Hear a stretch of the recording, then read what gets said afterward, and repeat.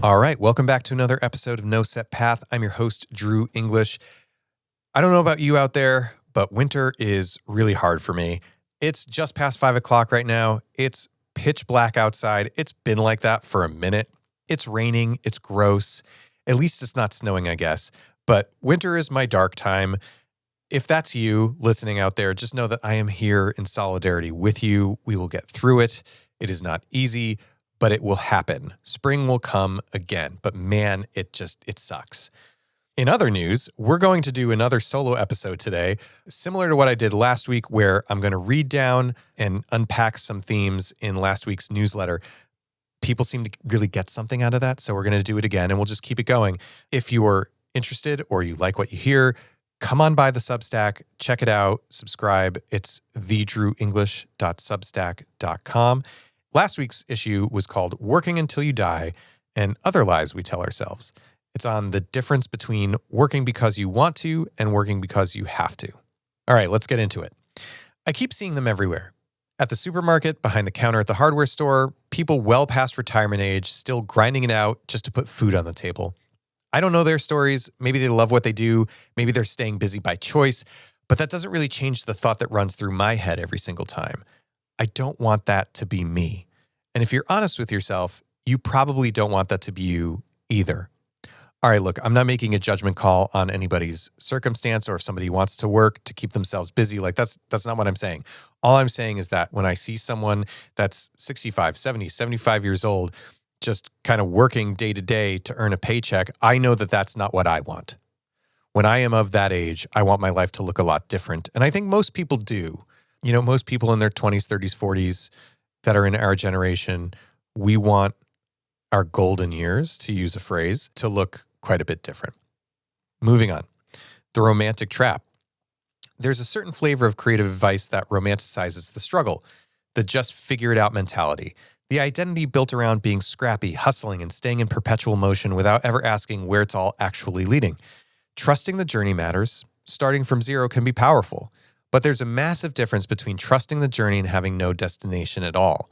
The people working past retirement age, struggling to make ends meet, maybe most of them didn't fail because they followed their passion. Maybe they never had a path in the first place. They bounced from thing to thing, paycheck to paycheck, and woke up at 70 with no foundation built underneath them. That's not a creative life. That's just survival with extra steps. And I have some news for you.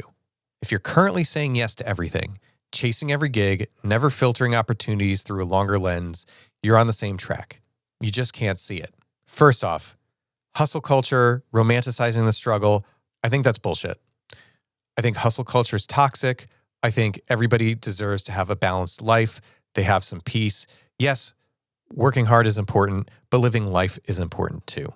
When I talk about people working past retirement age and not, failing because they followed their passion, but not having a path, I just think about the generations that came before me, my parents or my grandparents. It's like what you did is you just got a job and you went to work and you earned a paycheck and then you had a life and that's it. And I think that whole paradigm has drastically shifted, especially for people of my generation. I think we're on our own a lot more.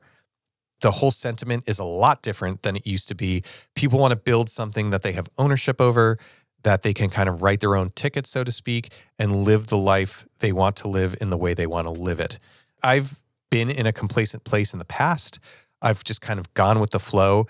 And I think it really kind of stunted my growth in, a mental and emotional level. I didn't really get into freelancing and then building my own thing after the age of 30. And I feel like my 20s could have been spent in another way. But, hindsight is 2020. Moving right along. Intentionality is the whole game. So how do you reconcile follow your path with have a plan? Easy. If you're actually intentional and what you're pursuing aligns with your values, you automatically get further away from the gig-to-gig grind. You start building something with real leverage instead of just trading hours for dollars. The creative path and the sustainable path aren't mutually exclusive. They can be one and the same when you're being intentional instead of reactive. So what does this actually look like in practice? It means doing an honest assessment. What's working? What isn't? What has the most potential? Where do you want to be in 1 year, 5 years, 10 years. It means not saying yes to every gig just because it's money. If the pay is good and the lift is light, sure. But your time and effort are better spent building something that compounds, growing an audience, creating assets that work for you even when you're not actively working. This is harder when income is tight, of course. The panic wants you to chase every dollar, but chasing every dollar is exactly how you end up at retirement age with nothing to show for it. I'm living this right now. This year, I'm on track to make about half of what I normally earn.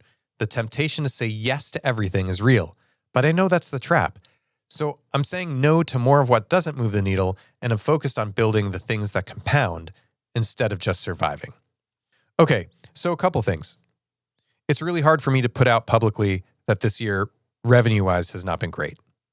Still fine, still surviving, but it's not great. Okay, so that's number one.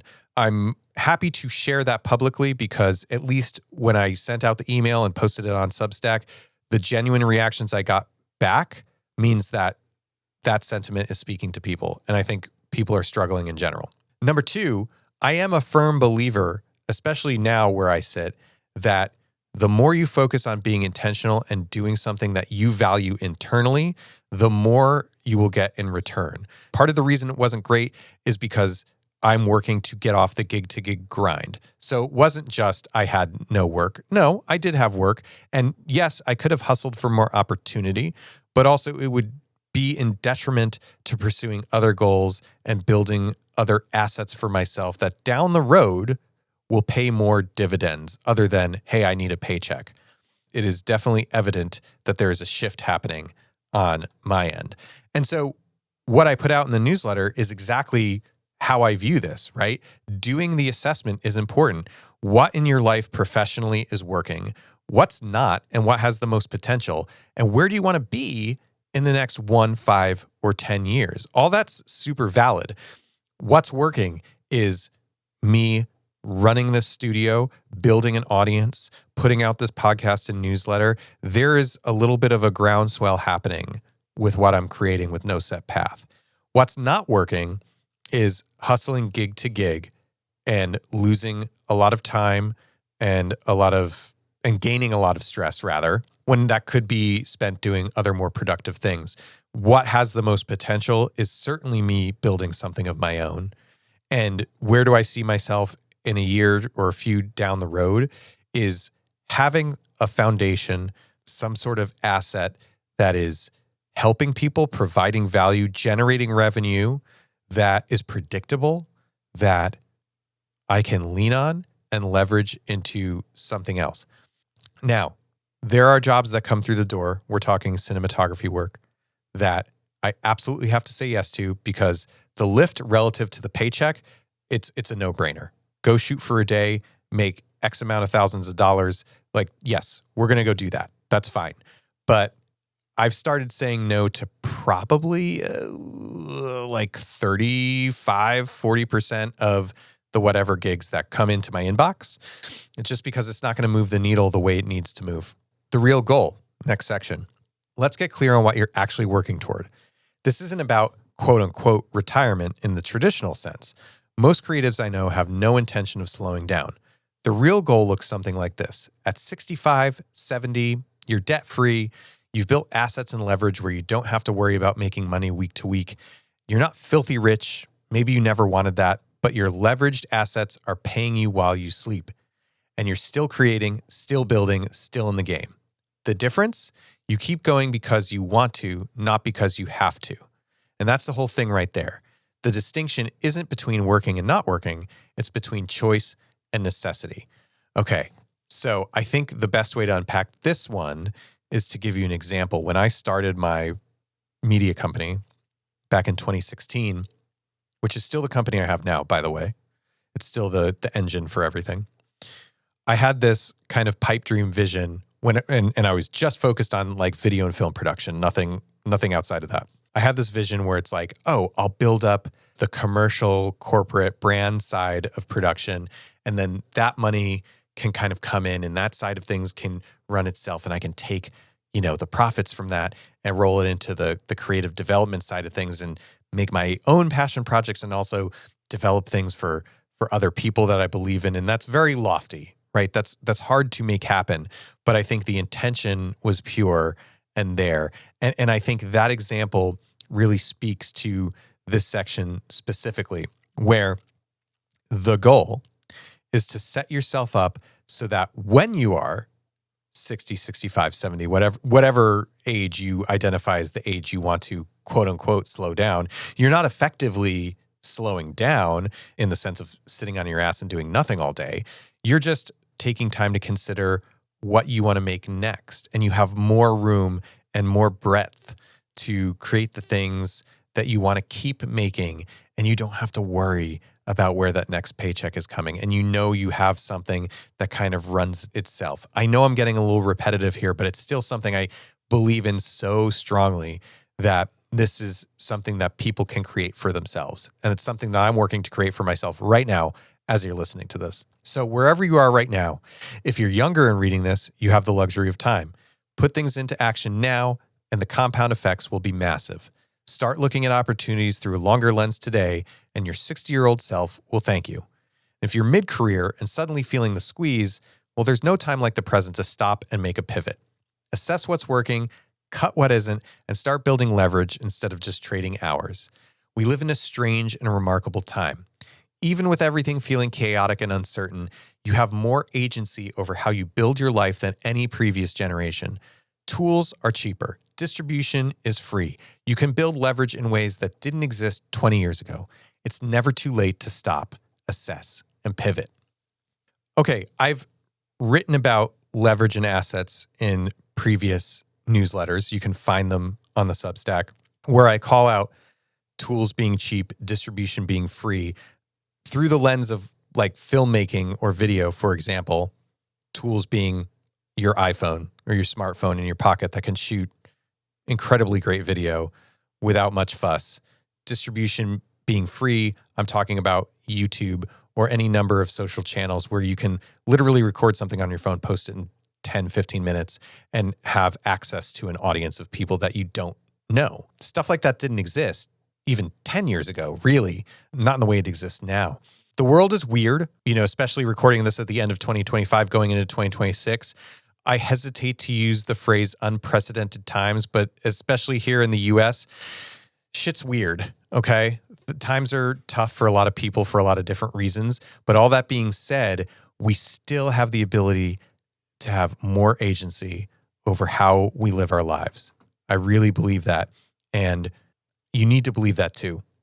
And I think belief, it's a little esoteric, and somebody might come at me for saying like, oh, just believe in yourself. But it is really true. Like the energy you put out into the world is going to come back and serve you. If you're negative, it's going to be negative. I'm kind of by default a pessimistic person, so it's taken a lot of work on my part, and it still takes a lot of work to be a little more positive. That's why I do stuff like this. I kind of like amp myself up and force myself into a state of belief of, yes, whatever I can drum up is possible.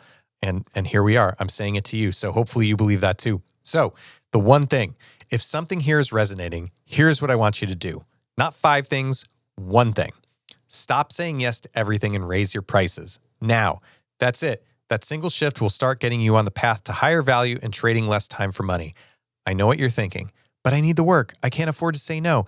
That scarcity mindset is exactly what keeps people trapped in the gig-to-gig cycle forever. It's what leads to working at 70 out of necessity instead of choice. You don't have to change everything overnight, but you do have to start filtering. You do have to start building towards something instead of just surviving. The goal is not to stop working. The goal is to build a life where you get to keep going because you want to. The future version of yourself is counting on you to start now. Seeing as most of this newsletter was kind of focused on mindset and, self-belief and a little more esoteric, this wrap out section, I wanted to be more practical. And it's a twofold thing. First off, you don't have to say yes to everything. And as someone who's been self-employed and a freelancer for a long time, the conventional wisdom when you first start freelancing is that you say yes to everything. And okay, I will agree. When you first start, when nobody knows who you are, when you have no portfolio or leg to stand on, sure, say yes to everything. Try things on, see how they fit, see what you like, see what you don't like. That's totally fine. But when you get to a point, and you will get to a point where you're saying yes to things that are not aligned with who you are, that make you want to die instead of thrive, that's when you should start saying no to things. The second part of that is raising your prices. I have been guilty of grotesquely undercharging myself and undercharging my services in the past. And one thing I'm doing going into next year is raising my prices to meet my value. And I wholeheartedly believe you should do that too. And the right people will find you if you keep putting your true self and your true aligned self out there. I truly believe that if you're not building towards something, you're doing yourself a disservice in the long run. I hope you got a lot out of this. I really enjoyed doing this kind of thing. Please send me an email. It's nosetpathpodcast@gmail.com. I want to hear what you think. Just send it to me. If you're listening on Apple Podcasts or Spotify, give us a 5-star review. If you're watching this on YouTube, thumbs up, subscribe, get some interaction going. I'd love to hear from you. That's kind of at the crux here. I want to hear what you're thinking. I want to start delivering things that you folks listening, watching, want to dig a little deeper on. So please reach out. By all means, if you like this, swing by the Substack, thedrewenglish.substack.com. Subscribe, drop a note. I'd love to see you there. And until next time, take it easy. Have a great holiday, and we'll see you soon.